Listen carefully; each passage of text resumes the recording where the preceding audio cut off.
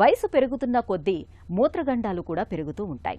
ముఖ్యంగా మగవాళ్ళకి ప్రోస్టేట్ గ్రంథి పరిమాణము పెరగటం తరచూ మూత్రానికి వెళ్లాల్సి వస్తూ ఉంటుంది. అయితే మనసు మూలల్లో ఎక్కడో ప్రోస్టేట్ క్యాన్సర్ గురించిన అనుమానము మొదలవుతూ ఉంటుంది. ఇలాంటప్పుడు 6 నెలలు ఏడాదికోసారి ప్రోస్టేట్ స్పెసిఫిక్ యాంటీజెన్ పరీక్ష PSAను చేయించుకుంటే చాలు. ప్రోస్టేట్ గ్రంథిలో క్యాన్సర్ ఆనవాళ్లను చాలా ముందుగానే పసిగట్టొచ్చు. ప్రోస్టేట్ గ్రంథిలో క్యాన్సర్ ఆనవాళ్లను పట్టించే PSA పరీక్ష గురించి ఇప్పుడు తెలుసుకుందాం.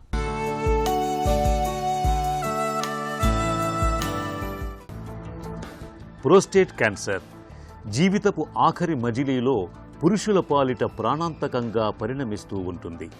అయితే కొన్ని అనుమానిత లక్షణాలను గమనించటం ద్వారా ప్రోస్టేట్ క్యాన్సర్ను ముందుగానే పసిగట్టడం పెద్ద కష్టమేమీ కాదు.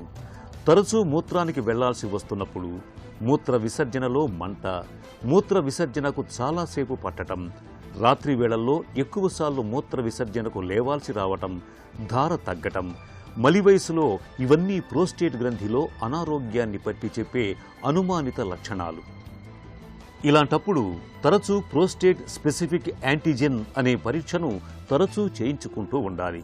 రక్తంలో PSA శాతాన్ని బట్టి ప్రోస్టేట్ గ్రంథిలో క్యాన్సర్ ఆనవాళ్లను ముందుగానే గుర్తించి తగిన చికిత్సతో పాటు నివారణ చర్యలు తీసుకునే అవకాశం మనకు ఉంటుంది.